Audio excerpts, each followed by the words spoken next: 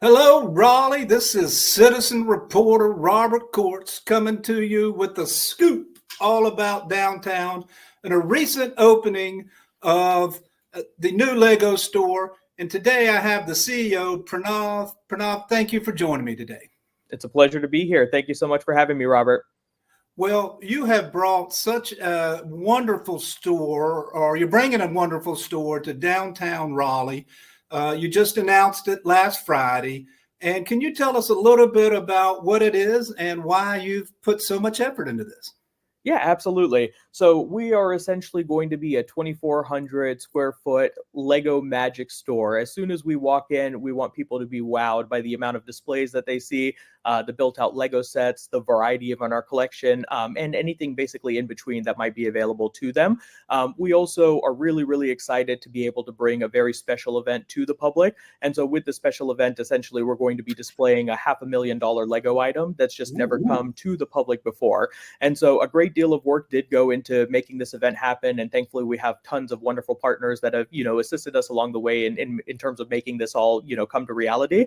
But we are extremely excited really to just showcase the world of Lego to people that are not familiar, showcase it to the world of people that even are familiar but might have never seen items like this ever before. And we also are really here to appeal to everyone and make Lego accessible. So we have a ton of different projects and things that we wanted to kind of make happen, that allows people in the public to be able to experience Lego, enjoy Lego, and not have to worry about financial hurdles or burdens to be able to enjoy or kind of move forward with some of the things that they were doing.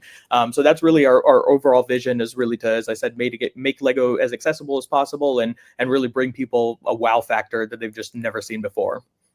Well, Pranav, after doing my research, Mhm. I think we're all familiar with Lego. I think anybody who has a child between the ages of 8 and 48 has spent hundreds, if not thousands of dollars on the Lego set. And we're all familiar with the more corporate idea of a Lego store, but this is something really much deeper and far beyond what I think most people are used to. Absolutely. And it is, we love to use basically an iceberg model here to kind of demonstrate how this works. If you're familiar with the iceberg, there's just a small tip of it that's visible above the water on top. 80% of that iceberg is hidden underneath the water that's not visible to everyone else. And so Lego primarily operates the top portion of that iceberg, where everything that's visible, everything that's marketed, everything that's new and current is really being produced by them and being spearheaded by them and even implemented and executed across the brand by them. Everything that either used to be in Lego's forte in the past, things that they've gone through retiring, individual pieces, bulk, things of that nature that Lego doesn't specialize in as a business. We're here as the aftermarket solution to really make the best of those pieces, add new life into those pieces, rebuild and reimagine, which is all a part of our vision and our company's motto. Really, it's what Lego is really all about. Re-envision, remodel, reuse, put this together with that and create something unique each time you have a chance to play with them. Exactly. Why you? What's your passion for this and background? That's a good question. To be honest with you, I don't even know if I am always the most qualified to be running a Lego store. I think a lot of it really just came up as a faction of luck, being in the right place at the right time, and being good at just managing relationships and talking to people that ended up amounting into things further down the line. So this really started, I want to say, multiple years in the past. And so a lot of this really just started with me kind of growing up in a cadence of not really purchasing a lot of Lego sets, but always having a joy for building and a passion for construction and wanting to put things together and kind of like putting life into the imagination of what I had. As I started growing, a little bit older, we went through something like a lot of Lego users kind of go through something called the dark ages. And that's a period of time where they're like focused on, everything that's miscellaneously outside of their passion for fun or internal imagination. And so that's typically like societal things like, oh, you need to find a girl or find a guy or, find whoever, making sure that you have your work lined up, making sure that you're able to provide an income, making sure that you can move on with next phases of your life. During that point in time, I wasn't really focused on Lego all too much. And, I definitely do regret it because there's so many sets that came out during that period that I really, had to go in and buy at double the retail or triple the retail. But it really was a great opportunity. I just kind of happened to stumble into it. I was actually in Denver during COVID, and during that point in time, I'd essentially started just looking for a new line of work. I basically, as I was looking for a new line of work, I essentially stumbled upon a Lego set in the background, and my partner ended up getting me one for Christmas. And so as I kind of built that Lego set, it like brought back all of these memories from my childhood, and I was like, oh my God, I cannot believe I have not done this in like over 10 years. So at that point in time, thankfully, I was in a stable situation where I had focused and gotten my income and everything, to a point where I knew what my budget was, I could afford and kind of splurge on some of these miscellaneous pieces. And so a lot of it at that point was just going to the store, picking up all the sets that I liked, and then finding out that there was so much more outside of the store that I didn't even know about. So like, employees would basically come and tell me like, oh, you think this is really cool. You should have seen what Lego produced 5 years ago. If you want to try to find it now, you can look on eBay, you can look on Bricklink, you can look on any of these websites that are like Lego sellers, but you have to just be lucky and kind of be in the right place at the right time or pay top dollar for it. And so what really started this is that right after I got that set, I essentially went to Facebook Marketplace, and a lady was able to give me 4 really rare sets for about $100. Wow. And at the time that I purchased it, I was like, oh, wow, like this is, a really great deal. And I wanted to add it to my collection. And so I took one of those sets and added it to my collection. And I was able to sell the other 3 sets at a profit to pay for the first set that I got. And so at that point in time, I realized, hey, there's some sort of business model here that could be worked out. And the more efficient I am at sourcing items, the better I can be at pricing them at the right price and then selling them, so I can have, more money to just buy more Lego. And so that's really where things started spiraling. So it's just kind of like, we started with a closet that had 5 Lego sets in it. I went from that to basically a room that had about 50 Lego sets in it. And then from that, it was like, oh, okay, we need to move. We need to find a solution that's going to work for us. Eventually, it ended up in a basement that had, multiple hundreds of sets, and it had, thousands upon thousands of minifigs, really rare items and things that just weren't, kind of seen anywhere. And I eventually even got to the point that I really, based on at least my research and what I've been able to see, I had the largest private collection of Lego in North Carolina at the time when I moved and brought all my items here. So at that point in time, it really became like more about, hey, do I want to continue to, make my e-commerce business, which is something I had started on the side to kind of like support my Lego habits and everything. I was like, hey, should I really, continue expanding my e-commerce business, or should I maybe look at some other options and figure out, something else that I want to do? And so at that point in time, I really found out that there was actually a franchise that, actually specializes in doing aftermarket Lego stuff. And I figured, hey, this might end up being the perfect opportunity for me to basically move into it. And so it was a lot of searching. We had a couple of trips we had to go to corporate for brand training, selection, because they had a lot of franchisees that were applying for specific areas, just because of the popularity of the brand itself and how well it was doing amongst Lego collectors. And so we had to go apply, we had to get selected, we went through brand training. And then after all of that was good and done, we've now got to a place where we're finally at, where we decided our location, decided what we wanted to do,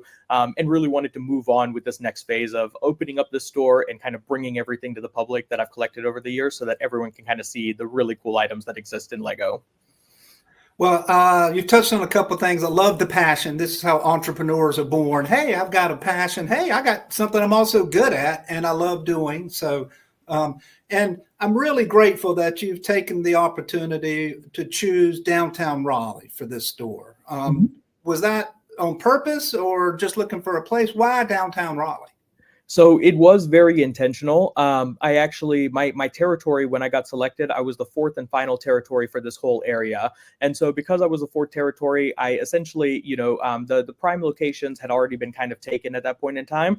So my location was technically supposed to be Raleigh South, which was out towards Garner. And so the edge of my territory encompassed downtown Raleigh. And so at that point in time, I had an idea, and I was just thinking in my head that the convention center draws in a lot of business. They already have a very large convention called Brick Universe that comes into Raleigh every single year. And it draws thousands of people, like thousands upon thousands of people. And so as the convention center is now going through this large expansion, Fayetteville Street is now going through this Main Street expansion, all of this redesign is coming up. I figured it would just be the perfect, storm of activity for us to be in the center of. And with our business model and what we're trying to do, we wanted to add value to a place that understood the value of what we would bring to them, at the same time, us basically understanding the value of what they're trying to build and us being on the same page. And so, to like not overcomplicate it, Fayetteville Street definitely had a lot of foot traffic issues that they were looking to work through. Yes. I was thankful enough to meet Greg Haddam, who is the owner of the building, and my landlord owns a lot of downtown Raleigh. also, you know, a Lego fan. And so because he was a Lego fan, he not only had a personal affinity towards working with us, but he also saw the bigger picture that with these kinds of special events and things that we have access to, we could really drive a lot of foot traffic towards Fayetteville Street and really help as a beacon to basically bring a lot of these retails, restaurants, and everything, a lot more business as well. And so that was kind of the goal. We were, you know, I scouted about 35, I want to say 35 different locations in and around the downtown area. And in and around that area, you know, I did tours with a lot of large property developers that kind of were selling a lot of, you know, multifamily space, like retail space on the ground floor. I looked at hotels that had retail space on the ground floor, everything that was closer to the convention center and even a little bit outside of downtown.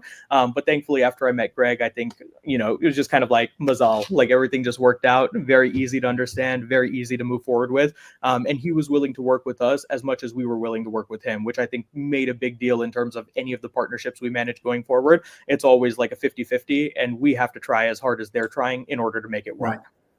Well, I'm super excited. All that you said is important. Raleigh needs more family opportunities, and nothing brings the family together quite like working on Legos together.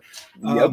When you can sit down, get that floor time with your children, whether you're doing a build that has the pages to describe it, or how to build it, or if you just play and pretend, Lego is that multi-generational opportunity to share playtime with your whole family.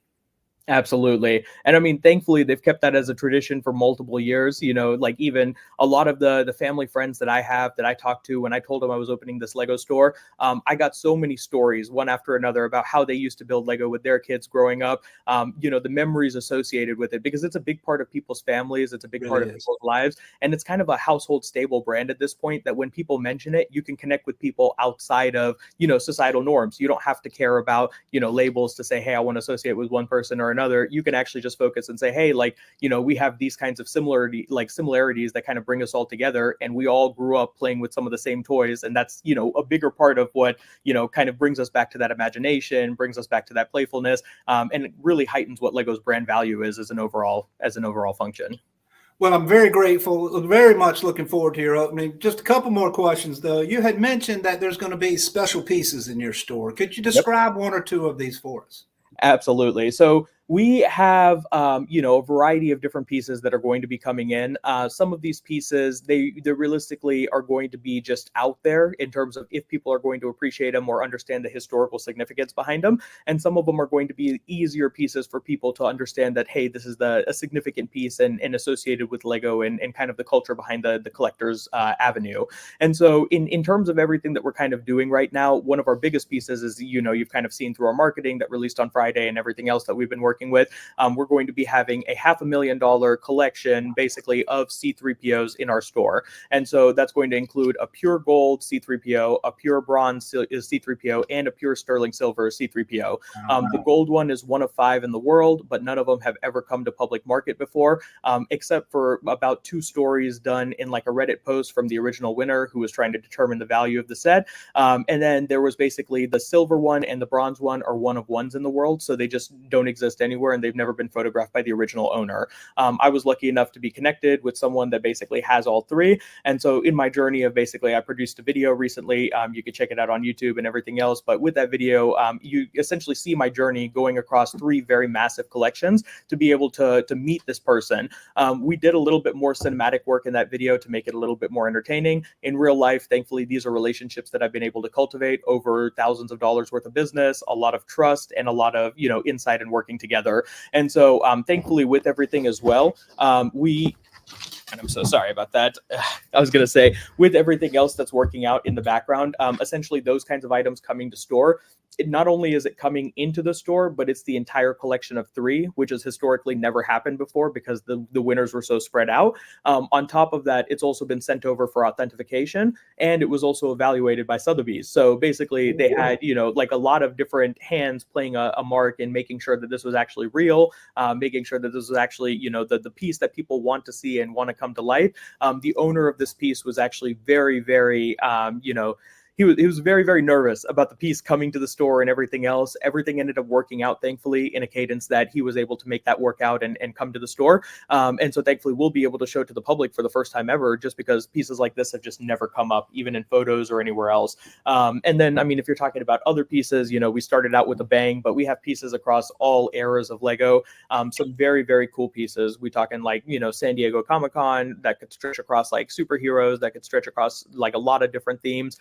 We also have things that have been to space, like Lego that have gone to space, you know, things like that, that are just historic in nature, very low in value. And my honest opinion is I don't think that any of these are going to be things that we look to sell in our store. It's really just to give people more of an understanding of what they are. And also some of these other pieces that we work with private collections and that kind of stuff, they don't want to sell those pieces anyway. They're just kind of doing us personal favors to bring them to light and show people what the value of them is and what the historical nature of them is. And then they'll kind of just go back into those private collections. And then, you know, fingers crossed, maybe one day this goes so successfully, we work something out and it happens all over again. But as of right now, it looks like it's a once and done kind of deal.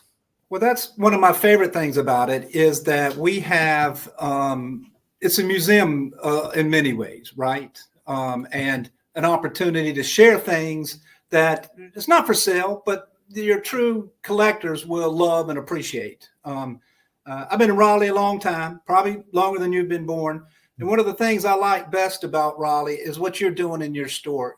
It's really made up of people from elsewhere. So many people come to Raleigh, and you're pulling all these different Lego pieces from across the nation, if not the world, and giving Raleigh downtown a chance to participate. And that's really special, Pranav. And I'm very grateful for this opportunity. I'm thankful that you're putting all this together.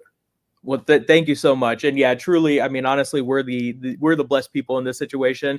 We've been lucky enough to be able to see these pieces in person, work with some of these owners, and really get to see a scale of, you know, what was there. I'm just glad that I'm the lucky kid that gets to be, you know, in the middle of all of this and gets to see all of it play out the way that I imagined it to. It's truly going to be, you know, like a once in a lifetime event, truly remarkable. And we really can't wait to put Raleigh on a pedestal, highlight it, because there are other cities that have much larger, like Lego populations, much larger Lego conventions. But really my overall goal is that we can start making Raleigh that kind of hub and hotspot, especially with the kinds of things that we're bringing into town. Hopefully, you know, fingers crossed. Yes. Well, in closing, let me say Raleigh, all this and more is headed down to Fayetteville Street. Come by. The grand opening is December 21st. Check it out. Have a good time. Bring a book, buy a set, and be prepared to be wowed for years to come. Pranav, thank you for your time today. I really appreciate it. Thank you so much, Robert. It was a pleasure again. Raleigh, we'll see you soon.